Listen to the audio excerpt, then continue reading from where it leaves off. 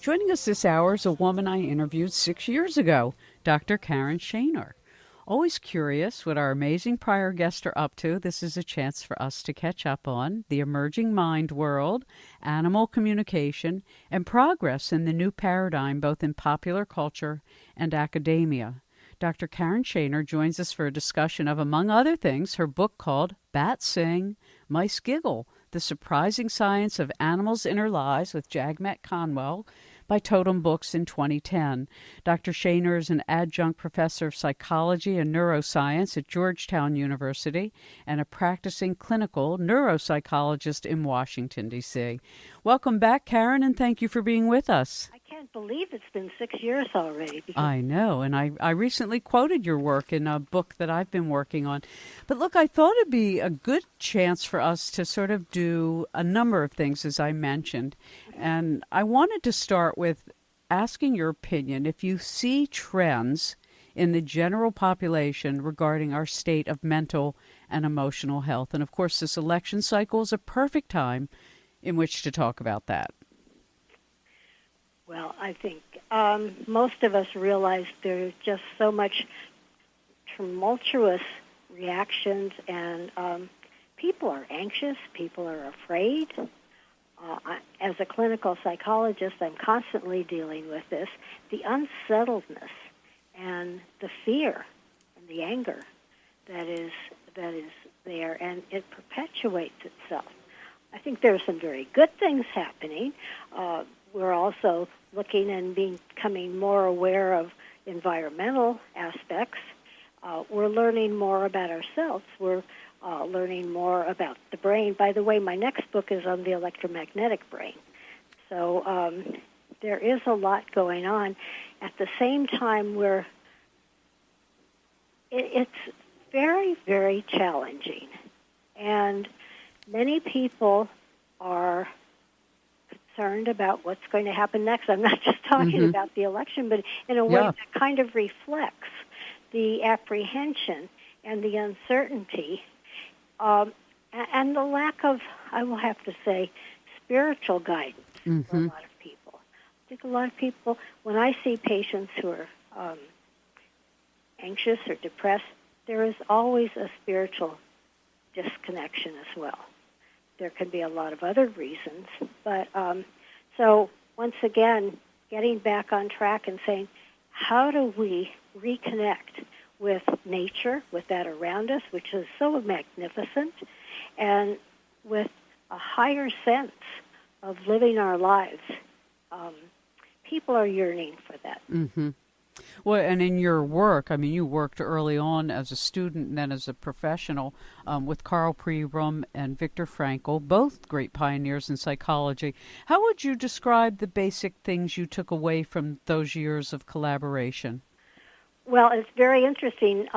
This week, on Thursday, I'm also part of the DC Psychological Association. I'm their scientific advisor, if you will, and we're going to go back to Viktor Frankl's book, Man's Search for Meaning. And he had a whole, he had a therapy that he used called logotherapy, and basically it was based on that connection, on that meaning that people need in their lives, but also that connection between people.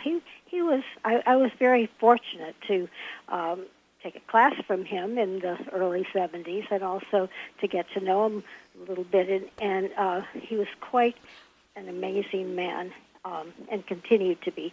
So he had a great effect. Dr. Pribram was my professor at Stanford years ago, and then I was very privileged to teach with him, co-teach a class at Georgetown University for 15 years. Wow. He just passed away last year at the age of 95. So he has affected me. Certainly his work, the holographic brain, the work on brain waves. So in a way, this book that I'm writing, it is taking his work and explaining it to not only the general public. I think in some ways the general public seems to get it a lot more than a lot of neuroscientists, because we've been zeroing in on chemistry and molecules and drugs, if you will, and substances, instead, and now we have the technology to get back to the brain waves. Mm-hmm. What is happening? When we think, what happens to our brain? What are the brain waves? How do they all come together? And they really, our brain, as I say, is an electric organ. So we now have the technology to really show a lot of what has happened. Walter J. Freeman also, who was at Berkeley, who I taught with, and who also passed away recently, had been studying brainwaves because he was an engineer besides being a physician. And Carl Pribram was Walter's mentor as well. Oh, interesting. So I've learned a lot. I've been very fortunate to learn from these giants in the field, if you will. Well, I remember when we talked, you were a former White House consultant and among 10 psychologists chosen by the American Psychological Association for its centennial celebration. And we talked about those Smithsonian lectures.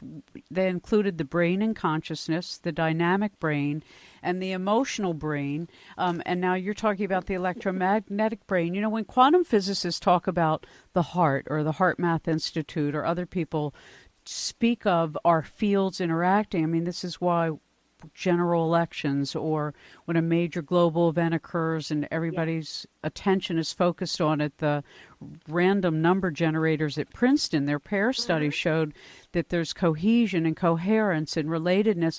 When we're like just standing next to somebody, you know, our heart, as you know, the heart field actually emanates for some people as much as 8 feet outside their body. It may even be farther than that. So talk to us a bit about why. Well, you know, people will say, well, I mean, I'm one of these sensitives, that real psychological term, an extremely sensitive person. I am one of those, or highly sensitive is what it's called, highly sensitive person. So for me, going to a big grocery store, you can forget my going to a concert. I can't go anywhere where there's big crowds. It's so energetically overwhelming to me. It's not psychological. It's physiological. And until I got old enough to really understand that's why I always got so sick in crowds, and then got mature and old enough to say I'm not doing that anymore. Share with us what's really happening to us when we talk and communicate and are around each other. Well, in Eastern thought, of course, it's chi, it's ki, it's energy.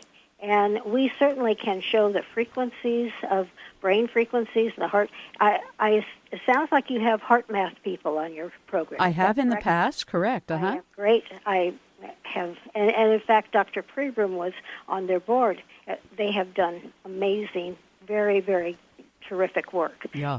And the heart, of course, the heart waves are even stronger than the brain waves. And they all communicate with each other, amazingly enough. Our whole body in terms of the biorhythms, circadian rhythms.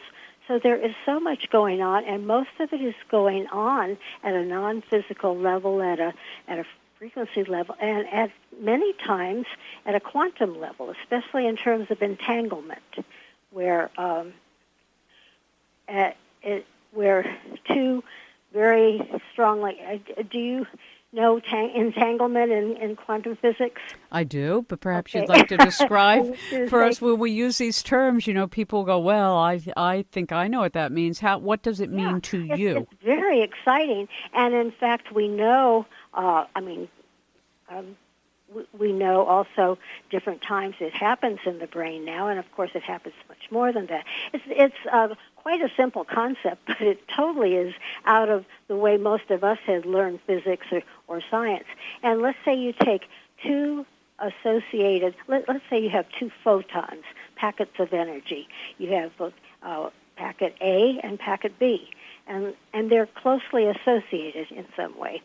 And then you send A off. It can be thousands of miles away. It doesn't matter.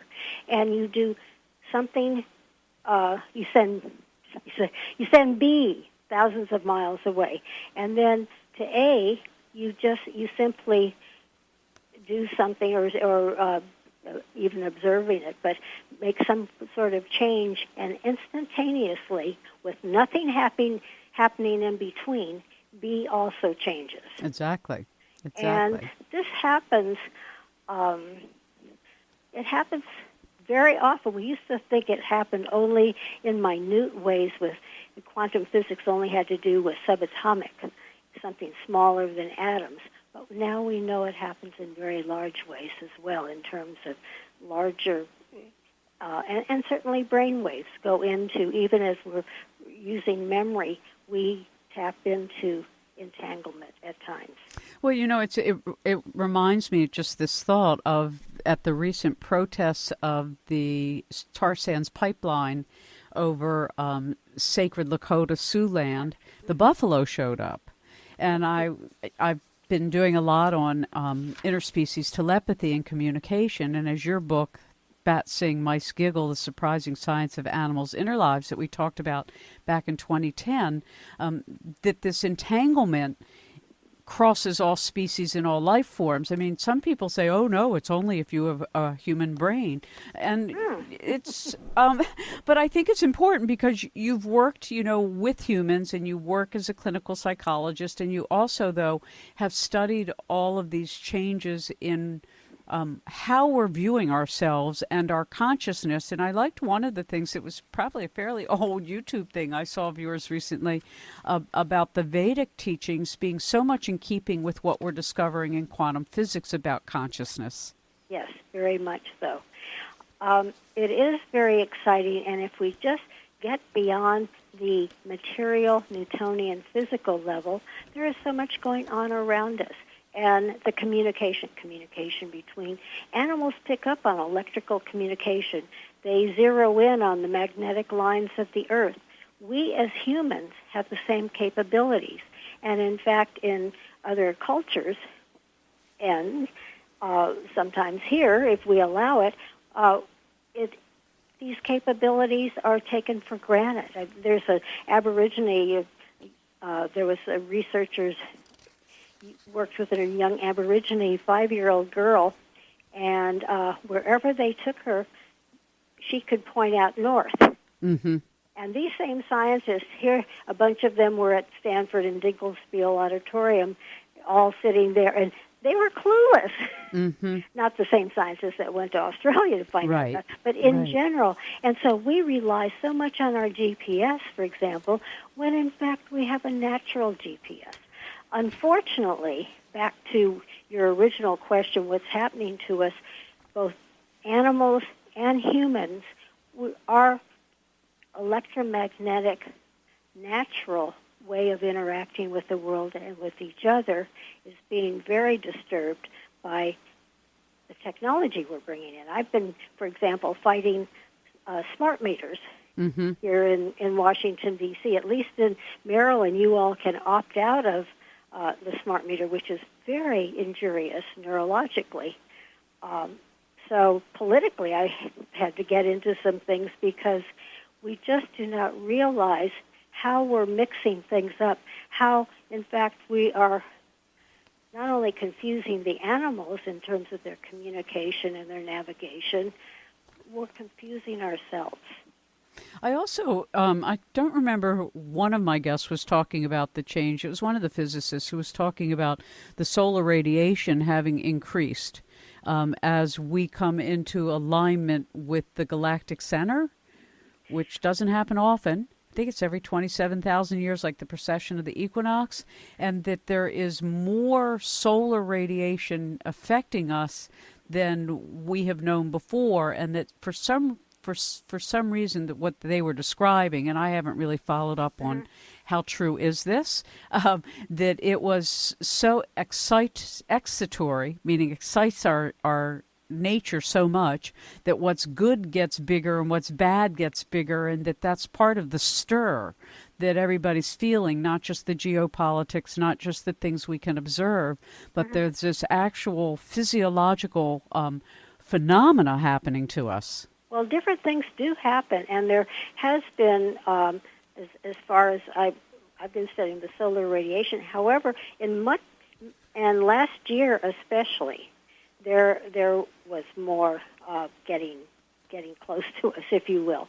At the same time, we do have some blockers, and those are magnetic lines that block some of this. And remember, electricity and magnetism all work together. They're always aligned with each other, but they also, if you have more of one, sometimes it stops the other. So it is, and things are constantly changing. I mean, our Earth is constantly changing magnetically.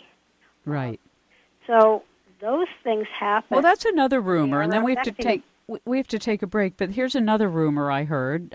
People have been saying for a number of years, and I haven't had it validated by anybody, that the Schumann resonance, the 7.5 hertz or 7.6 hertz of the Earth, has changed, and I have found no verification of that. But you'll keep bumping into that comment. Have you heard that? I have heard that, and I'll follow up on it and get back to you. Yeah, I'd be really curious how an expert actually might find out any kind of, how true it is or isn't. We'll be right back. Hi, it's John Peterson from the Arlington Institute. We have speakers every month at Transition Talks in Berkeley Springs. Wonderful speakers that you can come and visit. You can find us at transitiontalks.org. And you're listening to this on 21st Century Radio with Zohara Hieronimus. John Peterson's Arlington Institute. If you all have never read his older book called Out of the Blue, Wild Cards, it is one of the best books that explores what's unknown, what we can't predict, but how, I think my takeaway from it, how our preparation is to cultivate our intuition. That's what I always say to my kids. It's, we do live in very uncertain times. It's obvious. So how do we make ourselves feel and actually be safer, in a better position to help other people beyond ourselves? And one way is to cultivate our intuition.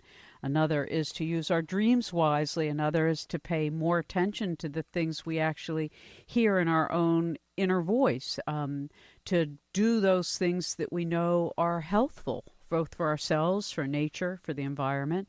And then we end up seeing things that others might not see and noticing things that others might not notice. And our guest, Dr. Karen Shanor, knows a lot about that because her book, Bats Sing, Mice Giggle, The Surprising Science of Animals' Inner Lives, it was written with Jagmeet Conwell. And yes, it is online at our website, 21st21stcenturyradio.com, from 2009. We did the interview. Karen, how would you summarize that relationship between all sentient life? Before I forget, I do want to say that the book has been updated. Oh, good. And we added a chapter for the latest paperback, and it's called De-Stressing the Distress, because we're talking about animals and stress. We're talking about humans and stress. We're talking about animals and stress, and the stress that they're going through for the same reason.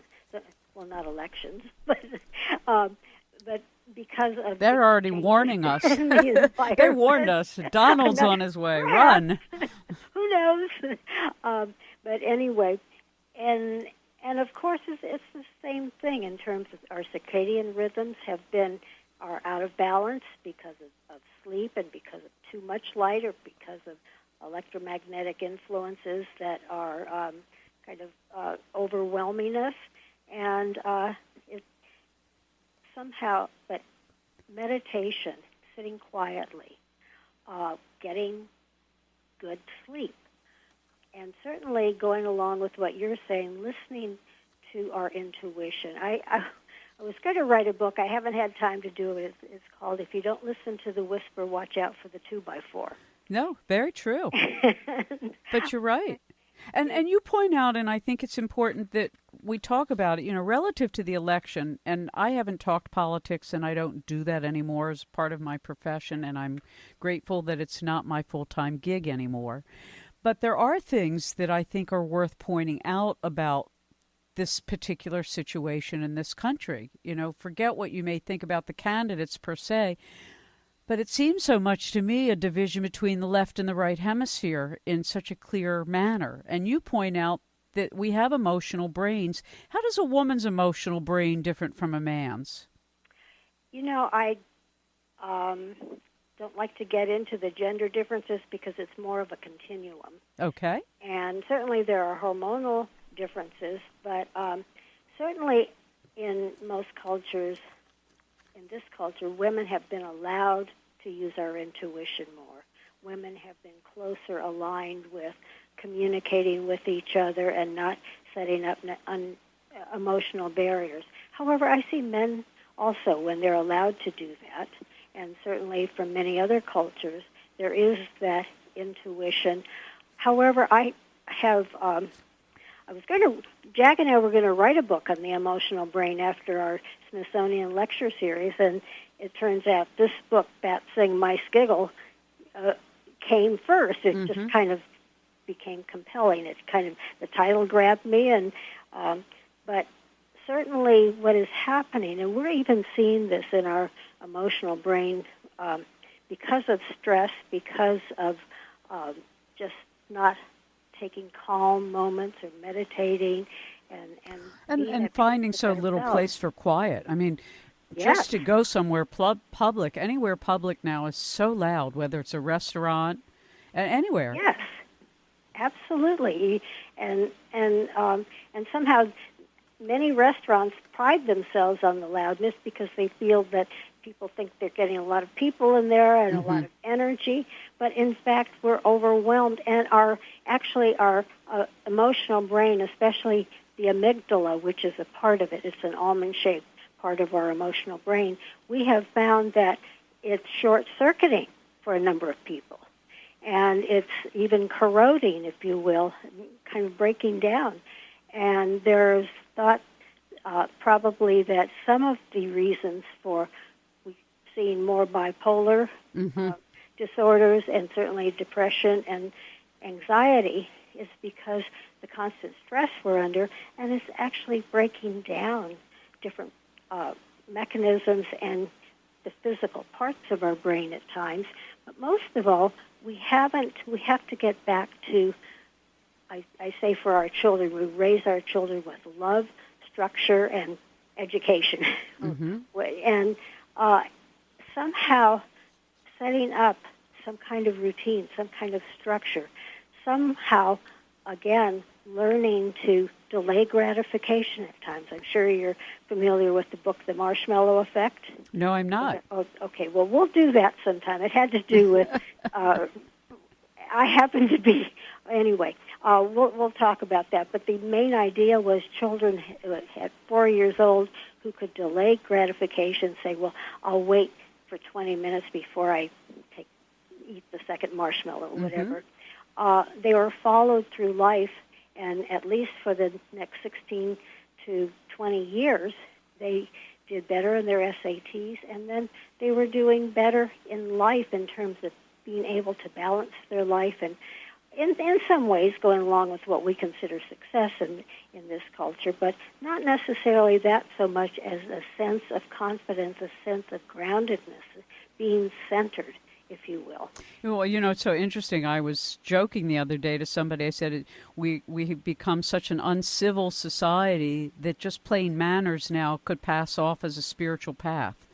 Say thank you, yes. Be kind, be generous, turn the water off when you're done, help somebody who's in distress. That's the new spiritual path, is our old-fashioned manners of the 1920s. It's extraordinary. It is, and it's too bad that has broken down because we have to bring that back, that there is that civil interaction. The other part is also being able to, even for a brief moment, if you're passing somebody at the street or the restaurant or something, just a brief, kind eye contact. Just brief, maybe a little smile. I mean, sometimes people think you're goofy, but I think we are so into we cannot interact, we cannot connect. In fact, people bump into us all the time because they're looking at their cell phone. Well, and that's another really interesting phenomenon with younger people. And I'm not talking about the boomers' children. I'm talking about people who are now like in middle school and just sort of and are growing up with these technologies. I was reading this study how the older ones don't think things have happened if they haven't learned about it on Twitter or Snapchat or whatever one of their little apps are. And I joked, it's like reality TV has affected everything, not just national politics as we've seen, but our younger children think that they are the news. and they think they must be the news. They have to be the news. Yeah, That's part of it too. They have to be on stage. At Georgetown, I have what I call tech-free zone. Right. My class is a tech-free zone. No computers, no cell phones. We turn off our cell phones, and the class twice a week, an hour and 15 minutes. Well, I teach cognition, and I teach cultural neuropsychology. One of the students spoke for many of them when she said it was torturous sitting there for an hour and 15 minutes without any technology. And they want to look down, they want to, and so once again, how do we create balance in our life? Listen, I love my iPhone. It's great. And when I travel, it's terrific. Although, once again, we have to be careful and realize a lot of the electromagnetic waves that are given off, we have to be prudent in how we deal with all of the technology. But that habit of having to be there and having to be behind their computers taking notes, which they aren't taking notes. They are emailing each other. Mm-hmm. So it's afterwards, and every time my students have come up and said, thank you so much. And also we usually end the class for sure with 3 minutes of meditation. Oh, lovely. Just 3 minutes. And they leave in a very different frame of mind. But we have to do this. We have to bring this back. And just an awareness of each other and realizing the humanity and the nature around us. We're disconnecting. Mm-hmm. And you can see it in terms of the physiology of the emotional brain, of our brains. You can see it in terms of all of the personal angst that people are feeling unnecessarily, the fear and the anger. And as we know, though, these are contagious realities. People think of disease as being the only thing that's contagious. It's a microbe, it's a virus, it's a bacterium. But thought forms are contagious. And yes. And so it's really, when we have a culture that doesn't like silence, unfortunately, and it's actually in the silence that you find the answer to any question, because the answer is in the question. By the way, there's a wonderful book, and I interviewed Dr. Martin Blank, who wrote a book called Overpowered, and it's one of the best I've seen in decades, talking about the impact of electromagnetics on our physiology. And his conclusion, after looking at the research around the world, is that children under the age of 16 should only use computers and cell phones for less than 15 minutes a day. I agree. I mean, well, that's not happening. And no. So but when you contrast that being like the truth about tobacco when they knew and then pretended that they didn't and doctors promoted it, it's the same thing that's happening now with cell phones and the impact that we know and the increase in brain tumors and brain lesions and imbalance. People know that. I mean, I use a cell phone. I don't use it like my kids do who don't have landlines, but you have to fight for landlines. Let me tell you, I've had to fight Verizon to keep my landline. Really? I had to That's go interesting. Go to the top, and because they're copper lines, and they don't want to keep them going. Oh, how very interesting. So, something new to do a show on. I want my I have all sorts of ideas. But back to what you were saying about cell phones, and now you're probably aware of the research that came out in May and June from the National Toxicology Program at NIH. No, I'm not. Tell us about it. I will send that to you. Also, email it to you. And also, Dr. Ronald Powell is really on top of all of these things. But it's basically that cell phones and basically very quickly cause cancer. Well, I notice the difference if I've been on the phone, and I only basically use it to talk with my kids and send pictures. I love my iPhone for that alone and texting them. But I don't really do a lot of business on them. I try to do what I have to do on a landline. But I notice the difference when I just move it up near my head if I don't have on a little earpiece. It really hurts. Like my ear hurts, and it's hotter, and Yeah, so not good. It's not good. And once again, it's so. But we don't want to hear this. I love my cell phone. I don't want to hear that it's not good for me. But once again, if we look and say, how do you establish a way of living with something that's helpful without letting that, good title to his book, overpower you? Mm-hmm. Exactly. So when you're sort of in the throes of this ever-changing landscape of younger people, and every generation's a little different. When you talk about things like Larry Dossey's new book, the One Mind, I think was the title of it. Is that what it's called? Is that right? One Mind or The One? I think it's called One Mind. Anyway, the notion is that we're moving towards unity consciousness, and that there will come a time when telepathy, as it is for the Aborigines, a very common element of the way they communicate, that all of us will be more attuned to one another, and that's already what exists physiologically. We're just not aware of it. Yes, and that's there. After a while, we're already plugged into the machines in terms of being able to have our thoughts actually go through machines and create a movement of an arm or something like that. But if we would only back up a little bit and realize that we don't need a GPS, as wonderful as it is, although it can be not so wonderful, it can be not so accurate. Right. But in fact, we have that capacity. We have magnetite, for example. We have a lot of the same capacity for sensing where we are and being aware of it in terms of the magnetite, the magnetic little pieces that iron oxide we have in our bodies, in terms of the cryptochrome that we have in our eyes that birds use when they migrate to zero in on the magnetic lines of the Earth. We have just stopped, first of all, believing in them, and secondly, knowing how to use them. This little girl, this little 5-year-old I mentioned a while ago, the Aborigine, who wherever she was taken, she knew in a dark room where she could always find north. Well, in that culture, supposedly, when they walk and greet each other, they don't greet each other by saying, "How are you?" They say, "Where are you?" Mm-hmm.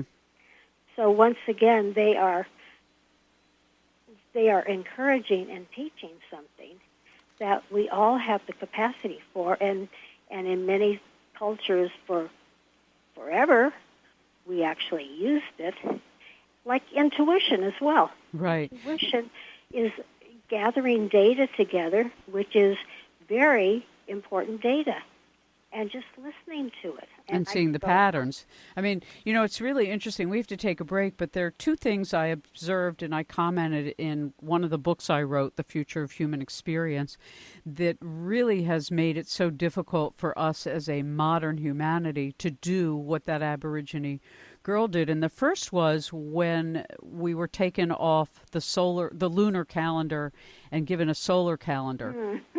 In Gregorian times, and that took us completely out of an understanding of our biorhythms and the circadian rhythm and the tide that controls us. So that was the first thing. And then the second thing that happened was we went off of using the meridian marker originally, before Greenwich became the meridian marker, were the 3 pyramids in Egypt, or the Orion belt stars that pointed to the galactic center.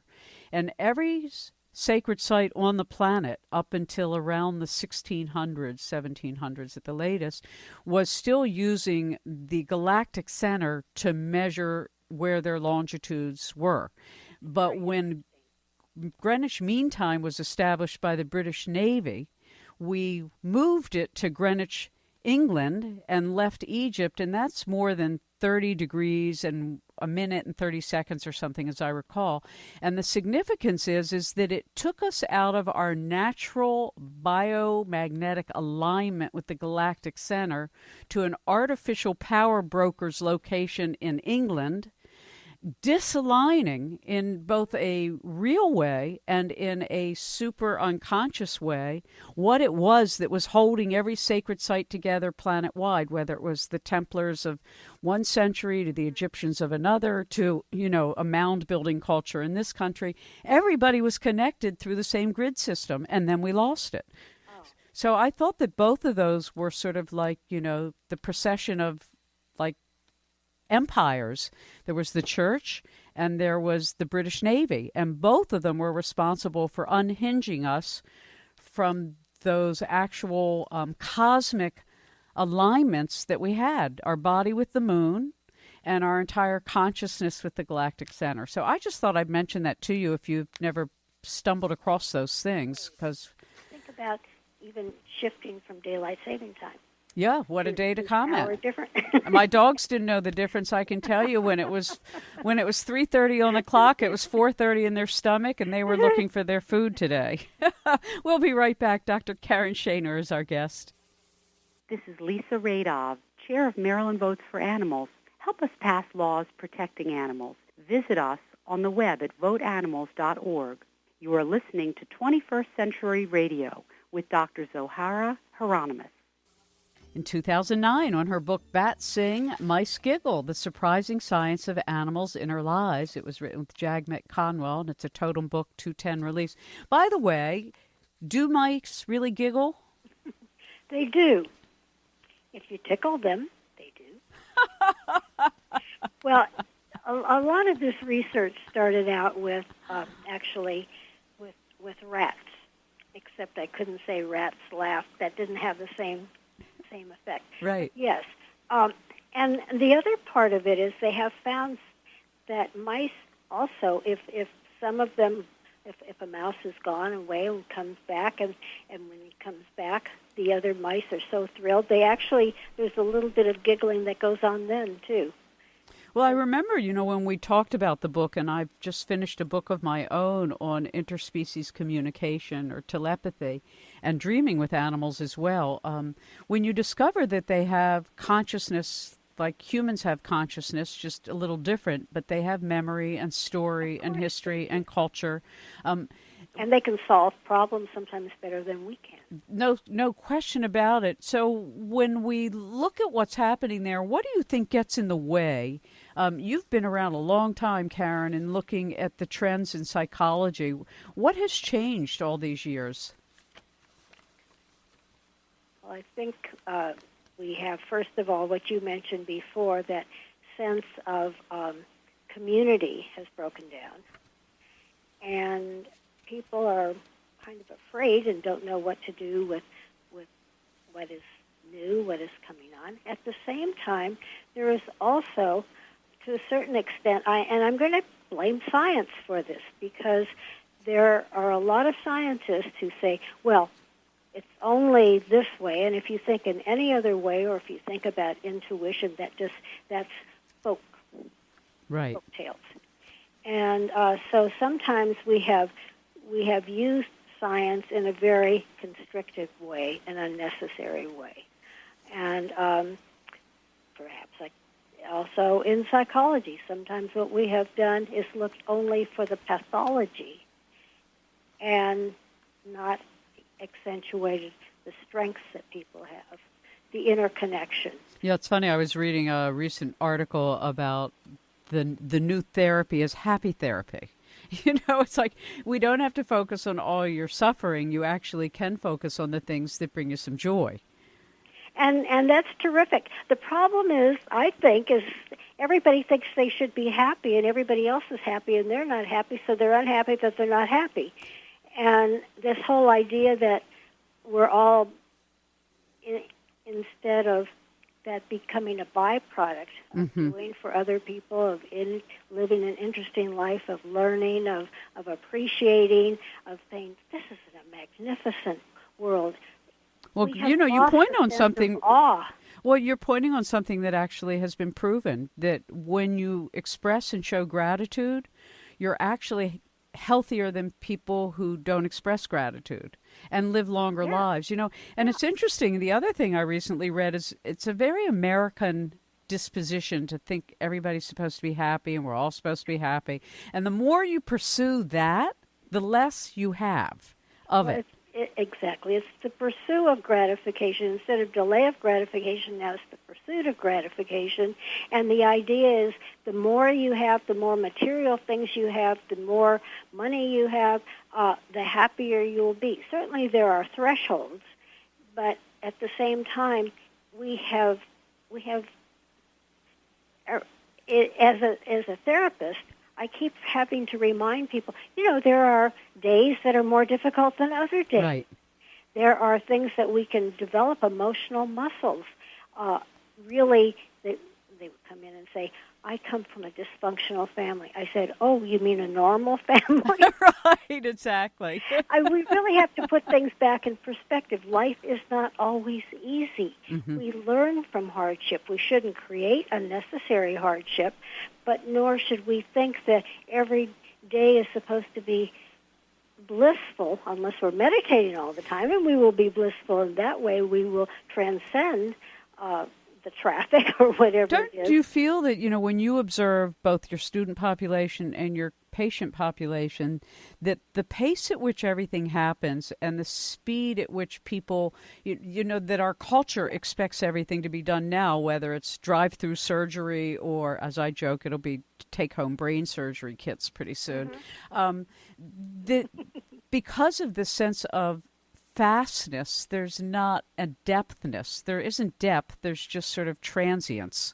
Everything is amped. Everything is amped up. Mm-hmm. And faster and faster. And some of that has ended up being more efficient, but we also lose a lot in it in terms of the humanity being able to have a decent conversation with somebody or to reach out for a moment just to acknowledge another person. Because we're so busy doing what is more important to do, which we don't even remember what it is the next day because we're doing something else. And so from a neuropsychological point of view or neurophysiological point of view, you commented that it's like an overload, that the system is overloaded with so much input. And we short-circuit our emotional brain. The amygdala has been shown is on overload, and there are times we actually short-circuit. And even epilepsy is basically short-circuiting, or it's too much electricity that burned out a certain part. We just have to. We can still be. Interestingly enough, we know when we get into meditation, when we do the martial arts and are aware of the energy around us, we can be much more productive, paradoxically, if we are centered and, quite frankly, if we know where we're going in the first place. Well, there was another study. I've been reading all these studies. I don't know why. They keep coming across my desk. Because you read a lot and because you're always interested. I guess. Well, this was interesting to me. It was about the most productive kind of work schedules for people, and the study found, I don't remember who did it, but the study found that people between the ages of 18 and 25 or 30 needed a routine, like go to work the same time every day and finish at the same time.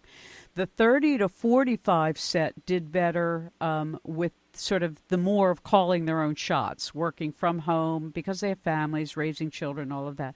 But people 50 plus did best with a 3 to 4 day work week and not more. And I was thinking about that because the older you get, the more efficient you are. You're not as distracted.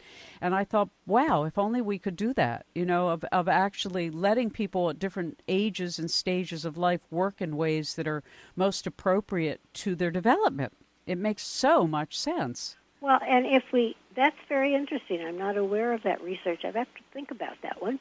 At the same time, if we start out with at least create that structure. If you go into a mental hospital, you see the patients, even if they're heavily drugged, very often they walk with their hand along the wall. It's as if they're looking for some kind of tangible structure. Mm-hmm. And I remind people we all need, to a certain extent, some kind of routine, some kind of, certainly we know in terms of sleep, wake up approximately the same time every morning. Preferably go out for a walk in nature so that you can attune to the birds singing and to whatever's happening there, so that your whole body, your circadian rhythms and your biorhythms start to attune with the natural that we had talked about earlier. Mm-hmm. And we can do this. And then, again, trying to set up a schedule. Very often, too, we look for the quick fix. And the quick fix, of course, is that pill you're supposed to take. That's going to make everything all right. But I always say there's no medication without side effects, and that's because the medication blocks something, and it blocks other things in your body. So very often people hope that that's going to answer everything, when in fact there are times for medication. But most of the time I tell my patients it's either medication or meditation. Let me teach you how to meditate. Well, we'll leave it on that note and encourage everybody to do that, to look into meditation and quiet reflection, and that's really all it means. Thank you so much, Karen, for being with us. Bats sing, mice giggle, if you want to follow up on that. God bless you all. 21st Century Radio is produced by Hieronimus and Company. Our executive producer and research assistant is Laura Kortner, and I'm Dr. Zohara Hieronimus. And remember, we do need more love in the world.